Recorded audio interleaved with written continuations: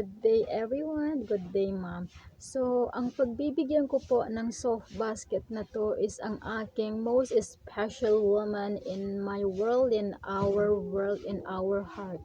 And that is our mother. So, ibibigay ko po to sa kanya, this po, as a gift and as a thankful for her, for his love, unconditional care. So, ibibigay ko po ito sa kanya and tingnan po natin ang kanyang reaction kung magugustuhan po niya ito. So, kaya napili ko po yung aking mother para bigyan po nitong soft basket dahil nga I dedicated this whole soft basket to her. Dahil ang pink ay nagre-represent po siya sa pagiging mahinahon, maalaga, and mapagmahal.